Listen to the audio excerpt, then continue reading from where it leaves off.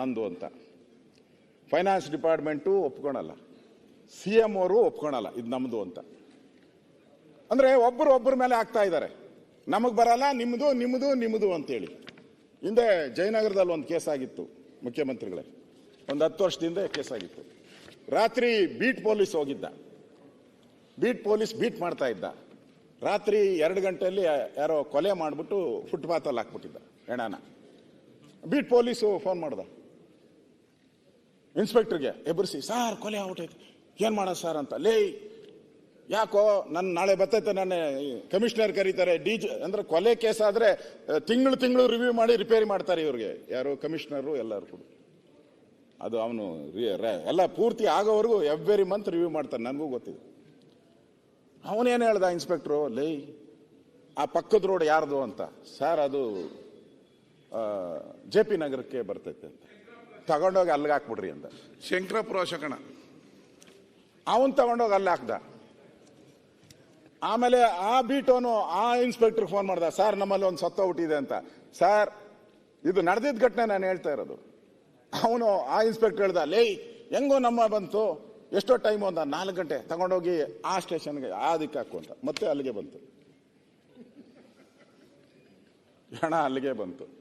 ಈಗ ನಾನೇನು ಹೇಳಿ, ಸಮಾಜ ಕಲ್ಯಾಣ ಇಲಾಖೆ ನಂದಲ್ಲ ಅಂತಾರೆ, ಫೈನಾನ್ಸ್ ಅವರು ನಂದಲ್ಲ ಅಂತಾರೆ, CM ನಂದಲ್ಲ ಅಂತಾರೆ. ಪಾಪ ಅವ್ರು ಯಾರೋ ಅವರು ದಲಿತರು ದೂರದಾಗ ನಿಂತ್ಕೊಂಡು ಇದು ಯಾರ್ದು ದುಡ್ಡು? ಹಾಗಾದ್ರೆ ಸರ್ಕಾರಕ್ಕೆ ರೆಸ್ಪಾನ್ಸಿಬಿಲಿಟಿ ಇಲ್ವಾ? ರೆಸ್ಪಾನ್ಸಿಬಿಲಿಟಿ ಬೇಕಲ್ಲ ಸರ್ಕಾರಕ್ಕೆ. ಅದಕ್ಕೆ ಅಧ್ಯಕ್ಷರೇ, ಈ ಹೊಣೆ ಇಲ್ಲದ ಈ ಸರ್ಕಾರ ಇದು ಒಂದು ರೀತಿ ಹೊಣೆಯನ್ನ ತಪ್ಪಿಸ್ಕೊಂಡಿದ್ದಾರೆ ಅಂತ ನಾನು ಹೇಳಕ್ ಇಷ್ಟಪಡ್ತಾ ಇದ್ದೀನಿ. ನಾನು ಮುಗ್ಸಕ್ ಮುಂಚೆ ನಾನು ಹೇಳೋದು, ನನ್ನ ಹಲವಾರು ಪ್ರಶ್ನೆಗಳು ಸರ್ಕಾರಕ್ಕಿದೆ. ತಾವೆಲ್ಲರೂ ಕೂಡ ದಲಿತರ ಚಾಂಪಿಯನ್ ಅದು ಹೇಳ್ಬೇಕಾಯ್ತು, ಮರ್ತೆ ನಾನು. ಬೇಜಾರು, ಏನೋ ಗಲಾಟೆ ಆಗ್ಬಿಡ್ತತೆ ಅಂತ ಸುಮ್ಮನೆ ಆದೆ. ತಿರ್ಗಿ ಅದಕ್ಕೇನ ರೆಕಾರ್ಡ್ ಕೇಳ್ತೀರ. ರೂಲಿಂಗ್ ಪಾರ್ಟಿ ಅದು ಬಂದಿದೆ, ಪತ್ರಿಕೆ ಇದರಲ್ಲಿ ಬಂದ್ಬಿಟ್ಟಿದೆ, ಚಾನಲಲ್ಲಿ ಬಂದ್ಬಿಟ್ಟಿದೆ. ಅದಕ್ಕೋಸ್ಕರ ಹೇಳ್ತಾ ಇದ್ದೀನಿ, ನೀವು ಕೇಳಿದ್ರೆ ಅದನ್ನ ಚಾನಲ್ನ ಕೊಟ್ಬಿಡ್ತೀನಿ ನಾನು, ಚಾನಲ್ ರಿಪೋರ್ಟ್ನ. ನಿಮ್ಮ ರೂಲಿಂಗ್ ಪಾರ್ಟಿ ಲಾಂಜಲ್ಲಿ ನಡೆದಿರೋದು ಘಟನೆ. ರೂಲಿಂಗ್ ಪಾರ್ಟಿ ಲಾಂಜಲ್ಲಿ MLAಗಳೆಲ್ಲ ಸೇರಿ, ನನ್ನ ತಮ್ಮಂದಿರು ಅಣ್ಣಂದಿರು ಇದಾರಲ್ಲಿ, ಅವರೆಲ್ಲ ಮಾತಾಡ್ತಾ ಇದ್ರಂತೆ, ಲೇ ನಾವೆಲ್ಲ ದಲಿತರ ಚಾಂಪಿಯನ್ನು, ದಲಿತರಿಗೋಸ್ಕರ ಈ ಕಾಂಗ್ರೆಸ್ ಸರ್ಕಾರ ಇರೋದು, ದಲಿತರು ಓಟ್ ಮೇಲೆ ನಾವು ಗೆದ್ದು ಬಂದಿದ್ದೀರಿ, ಈ ಕಳ್ಳರು ಆ ನಿಗಮಕ್ಕೆ ಹೊಡಿಬೇಕಾಯ್ತಾನೋ ಇವರು, ಇನ್ನೂ ಕೆಟ್ಟ ಪದ ಹೇಳಿದ್ದಾರೆ. ಆ ಟಿವಿಯಲ್ಲಿ ಬಂದಿರೋದು, ಆ ದುಡ್ಡೇ ಹೊಡಿಬೇಕಾಯ್ತಾ ಈ ಮನೆ ಆಳ್ರು? ನಾಚಿಕೆ ಆಗಲ್ವಾ? ಯಾವ ಮುಖ ಇಟ್ಕೊಂಡು ನಾವು ನೆಕ್ಸ್ಟ್ ಆ ದಲಿತರ ಹತ್ರ ಹೋಗಿ ಓಟ್ ಕೇಳೋಣ? ನಾವು ಯಾಕೆ ಮುಖ ತೋರ್ಸೋಣ ಅಂತ ನಿಮ್ ಲಾಂಜಲ್ಲಿ ಮಾತಾಡಿದ್ದಾರೆ. ಅವ್ರು ಇನ್ನೊಂದು ಹೇಳಿದ್ದಾರೆ, ಇದು ನಂದಲ್ಲ, ಆಮೇಲೆ ನನ್ನ ರೆಕಾರ್ಡ್ಗೆ ಹೋಗ್ಬಾರ್ದು ಇದು. ಅವ್ರು ಹೇಳಿದ್ದಾರೆ, ಹೊಡೆದ್ರು ಆ ಬ್ರಾಹ್ಮಣರ ನಿಗಮ ಆಯ್ತು, ಲಿಂಗಾಯತರ ನಿಗಮ ಆಯ್ತು, ಒಕ್ಕಲಿಗರು ಅಲ್ಲಾದ್ರೂ ಹೊಡೆದಿದ್ರೆ ಏನೋ ಪರವಾಗಿಲ್ಲ, ಅವರೆಲ್ಲ ಸಾಹುಕಾರರು ತಡ್ಕಂತಾರೆ, 1 ವರ್ಷ ಬದುಕಂತ ಇದ್ರು. ಈ ಪಾಪ ದಲಿತರು ತಗೊಂಡು ಹೊಡಿದ್ದಾರೆ, ಇವ್ರು ಮಾನ ಮರ್ಯಾದೆ ಇದೆಯಾ ಅಂತ ಆಡಳಿತ ಪಕ್ಷದ ಲಾಂಜಲ್ಲೂ ಕೂಡ ಮಾತಾಡ್ತಾರೆ. ನಿಮ್ ಕಲ್ಪನೆನಾ ಇದು? ಇದು ಇವತ್ತಿನ ಈ ವಿಚಾರ ಯಾವುದೋ ರಾಜಕಾರಣ ಅಂತ ಕಲ್ಪನೆ. ಜೈಲಲ್ಲಿ ಅವರಲ್ಲ ಈಗ, ಅಲ್ಲ ನಾನು ಅದೇ ಹೇಳಿದೆ ನೋಡಿ, ಇಲ್ಲಿ ಲೂಟಿ ಆಗಿರೋದು ದಲಿತರ ನಾನೇ, ಹೊಡೆದಿರೋದು ಅದೇ. ಆದ್ರಿಂದ ನಾನು ಈ ಎಲ್ಲ ಇದು ಯಾಕೆ ಹೇಳ್ತಾ ಇದ್ದೀನಿ ಅಂದ್ರೆ, ಇದು ಒಬ್ಬರಿಗೆ ಸಂಬಂಧಪಟ್ಟಿದ್ದ ವಿಚಾರ ಅಲ್ಲ ಜಯಚಂದ್ರ ಅವರೇ, ಇದು ನಮ್ಗೆ ಸಂಬಂಧಪಟ್ಟಿದ್ದಲ್ಲ. ನಿಮಗೂ 224 ನಮ್ಮ MLAಗಳಿಗೆಲ್ಲ ಅವರವ್ರ ಕಾನ್ಸ್ಟಿಟ್ಯೂನ್ಸಿಯಲ್ಲಿ 100-200 ಜನಕ್ಕೆ ಅವಕಾಶ ಸಿಗ್ತಾ ಇದ್ದಿತ್ತು.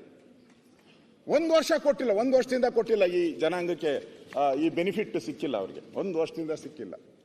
ಮುಖ್ಯಮಂತ್ರಿಗಳೇ, ತಾವು ಈ 187 ಕೋಟಿನ ಈಗ ಸಿಕ್ಕಿಲ್ಲ ಅವ್ರಿಗೆ, ಲ್ಯಾಪ್ಸ್ ಆಗೋಯ್ತು. ಈಗ 187 ಕೋಟಿ ಯಾರು ಕೊಡ್ತಾರೆ? ದುಡ್ಡು ಹೊಡ್ಕೊಂಡು ಹೊರಟೋದ್ರು, ತೆಲಂಗಾಣಕ್ಕೆ ಹೊರಟೋಯ್ತು.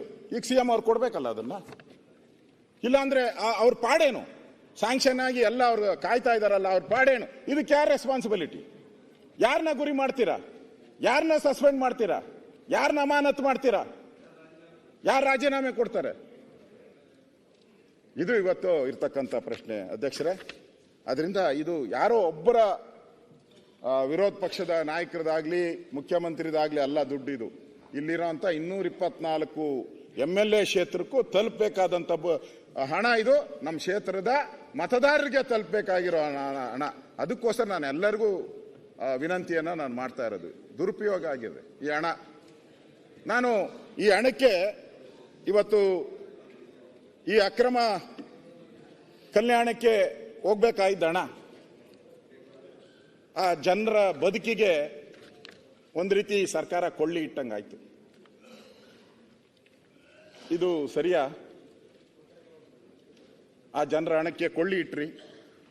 ಆ ಶೋಷಿತ ದಲಿತ ಜನಾಂಗದವರು ಕಾಡು ಮೇಡುಗಳಲ್ಲಿ ಗುರಿ ಇಲ್ಲದೆ ಅಲಿತಾ ಇದ್ದಾರೆ. ಜೀವ ಹಿಡ್ಕೊಂಡು ಗುರಿ ಇಲ್ಲದೆ ಆ ಕಾಡು ಪ್ರಾಣಿಗಳು ನಾವೆಲ್ಲ ನೋಡ್ತೀವಿ. ನಾನು ಹೋಗಿದ್ದಾಗ ಹೇಳಿದೆ, ಕರಡಿ ಪರ್ಚಿ, ಚಿರತೆ ಪರ್ಚಿ ಸತ್ತಿರೋದನ್ನು ನಾನು ಇದೇ ವಿಧಾನಸಭೆಯಲ್ಲಿ ನಾನು ಮಾತಾಡಿದ್ದೀನಿ. ಅವರ ಹಣನ ಲೂಟಿ ಮಾಡಕ್ಕೆ ನಿಮ್ಗೆ ಹೆಂಗಾದ್ರೂ ಮನಸ್ಸು ಬಂತು? ಆ ಹಣನ ಲೂಟಿ ಮಾಡಕ್ಕೆ ನಿಮ್ಗೆ ಹೆಂಗಾದ್ರೂ ಮನಸ್ಸು ಬಂತು? ನೀವು ಅವ್ರ ತಲೆ ಮೇಲೆ ಚಪ್ಪಡಿ ಎಳೆದ್ಬಿಟ್ರಲ್ಲ. ಅವ್ರ ತಲೆ ಮೇಲೆ ಚಪ್ಪಡಿ ಎಳೆದ್ಬಿಟ್ರಲ್ಲ. ಅಂಬೇಡ್ಕರ್ ಅವರು ಹೇಳ್ತಾರೆ, ತುಳಿತಕ್ಕೆ ಒಳಗಾದಂತ ಜನರನ್ನ ಮೇಲೆ ತರಬೇಕು ಅಂತ, ಅವ್ರನ್ನ ಉದ್ಧಾರ ಮಾಡಬೇಕು. ಆದರೆ ಇಲ್ಲಿ ಉದ್ಧಾರ ಆಗಿಲ್ಲ. ಆ ಹಣ ಎಲ್ಲ ಮೋಜು ಮಸ್ತಿಗೆ ಹೋಗಿದೆ. ಅವ್ರಿಗೆ ಸವಲತ್ತು ಸಿಕ್ಕಿಲ್ಲ. ಅವ್ರಿಗೆ ಒಂದು ರೀತಿ ಅವ್ರು ಯಾರು ಕಾಯ್ತಾ ಇದ್ರು ಅವ್ರಿಗೆಲ್ಲ ಒಂಥರ ಚಟ್ಟ ಕಟ್ಟಿಬಿಟ್ರಿ ನೀವು. ನಾನು ಮುಖ್ಯಮಂತ್ರಿಗಳಿಗೆ ವಿನಂತಿ ಮಾಡ್ತೀನಿ, ಸಚಿವರಿಗೆ ವಿನಂತಿ ಮಾಡ್ತೀನಿ, ದಯವಿಟ್ಟು ತಾವು ಆ ನನಗೂ ಗೊತ್ತಿದೆ ಮುಖ್ಯಮಂತ್ರಿಗಳು ಹೆಂಗೆ ಬಂದರು ಏನು ಅನ್ನೋದು ನನಗೂ ಗೊತ್ತಿದೆ. ಅವ್ರ ಜೀವನ ಚರಿತ್ರೆ, ಯಾವ ಸಮುದಾಯದಿಂದ ಬಂದಿದ್ದಾರೆ ಅಂತ ನನಗೆ ಗೊತ್ತಿದೆ, ಯಾವ ಹಳ್ಳಿಯಿಂದನೂ ಬಂದಿದ್ದಾರೆ, ಯಾವ ಬಡತನದಿಂದನೂ ಬಂದಿದ್ದಾರೆ ಅಂತ ನನಗೆ ಗೊತ್ತಿದೆ. ದಯವಿಟ್ಟು ಮುಖ್ಯಮಂತ್ರಿಗಳೇ, ಈ ST ಜನಾಂಗದ ಮನೆಗೆ ಹೋಗಿ ನೀವು ಒಂದು ದಿನ ವಾಸ್ತವ್ಯ ಮಾಡಿ. ಅವ್ರ ಕಷ್ಟ ಏನು, ಅವ್ರ ಊಟಕ್ಕೆ ಎಷ್ಟು ಅಲಿತಾರೆ, ಜೀವನಕ್ಕೆ ಎಷ್ಟು ಅಲಿತಾರೆ, ಕೂಲಿಗೋಸ್ಕರ ನಾಲಿಗೋಸ್ಕರ ಬೀದಿ ಸುತ್ತುತ್ತಾರೆ. ಆ ಹಣನ ಅವ್ರ ಮನೆಗೆ ಹೋದ್ರೆ ನಿಮ್ಗೆ ಅವ್ರ ಗೋಳು ಗೊತ್ತಾಗ್ತತೆ. ಈ ಕಳ್ಳರು, ಈ ಕದೀಮರು, ಈ ದರೋಡೆ ಕೊಡ್ರು, Google Pay, PhonePe, RTGS ಮೇಲೆ ಈ ಹಣನೆಲ್ಲ ಲೂಟಿ ಹೊಡೆದ್ರಲ್ಲ ಸನ್ಮಾನ್ಯ ಮುಖ್ಯಮಂತ್ರಿಗಳೇ.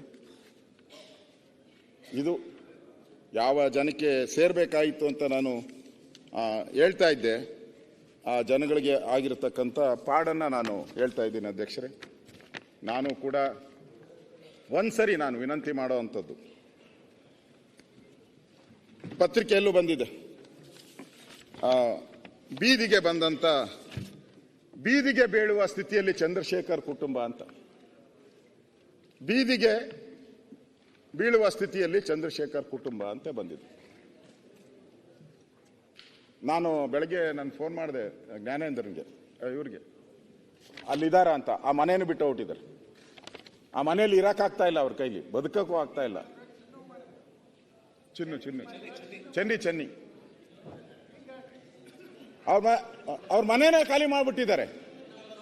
ಚನ್ನಬಸಪ್ಪನವರು ಅವ್ರ ಮನೇನೇ ಖಾಲಿ ಮಾಡ್ಬಿಟ್ಟು, ಅಂದ್ರೆ ಬದುಕಕ್ಕಾಗಲ್ಲ. ಅವ್ರು ಬರ್ತಾ ಇರೋದು 8,000 ಸಂಬಳ, ಕ್ಯಾಶುಯಲ್ ಲೇಬರ್ ಆಗಿ ಕೆಲಸ ಮಾಡ್ತಾ ಇದ್ದಾರೆ.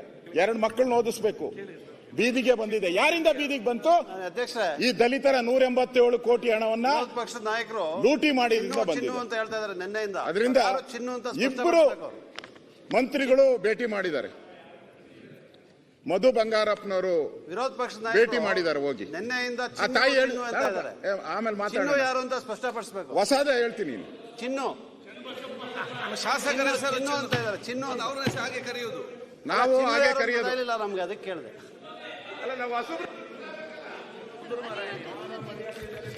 ಆ ಪ್ರಾಣ ಕೊಟ್ಟ ದಲಿತನ ಹೆಸರು ಕರೆಕ್ಟ್ ಕೇಳ್ಕೊಳ್ಳಿ. ಚಿನ್ನು ಯಾರಂತ ಆಮೇಲೆ ಹುಡುಕೆ. ನಾನೇ ಅಣ್ಣ ಚಿನ್ನು ಅಂತ ಹೇಳ್ತಾ ಇದ್ದಾರೆ. ಯಾರು ಅಂತ ಗೊತ್ತಾಗಬೇಕಲ್ಲ. ಮಧು ಬಂಗಾರಪ್ಪನವರು ಅವ್ರ ಮನೆಗೆ ಹೋಗಿ ಸಾಂತ್ವನ ಹೇಳಿದ್ದಾರೆ. ಆ ಹೆಣ್ಮಗಳು ಹೇಳಿರೋದು. ಮಧು ಬಂಗಾರಪ್ಪನವ್ರು ಬಂದು ನಮ್ಮ ಮನೆಗೆ ಸಾಂತ್ವನ ಹೇಳಿದ್ದಾರೆ. ಪರಮೇಶ್ವರ್ ಅವರು ಬಂದು ಸಾಂತ್ವನ ಹೇಳಿದ್ದಾರೆ ನನಗೆ. ಆ ಹೇಳಿರೋದಕ್ಕೆ ನನಗೆ ಮೆಚ್ಚುಗೆ ಇದೆ. ಅವ್ರು ಹೇಳಿರೋದು, ಅವರೇ, ನಾನೆಲ್ಲ ಹೇಳಿರೋದು, ಆ ಹೆಣ್ಣುಮಗಳು ಹೇಳಿರೋದು. ಮೆಚ್ಚುಗೆ ಇದೆ. ಆದರೆ ಇದುವರೆಗೂ ನನಗೆ ಗ್ರ್ಯಾಜುಟಿ ಆಗಲಿ ಏನೂ ಆಗಲಿ ಬಂದಿಲ್ಲ. ಮೆಚ್ಚುಗೆ ವ್ಯಕ್ತ ಮಾಡಿದ್ದಾರೆ ಅವ್ರು ಹೋಗಿರೋದಕ್ಕೆ. ಇನ್ಯಾರು ಬಂದಿಲ್ಲ ನಾನು ಭೇಟಿ ಮಾಡೋಕ್ಕೆ, ಅಂದರೆ ಆಡಳಿತ ಪಕ್ಷದವರು ಯಾರೂ ಬಂದಿಲ್ಲ.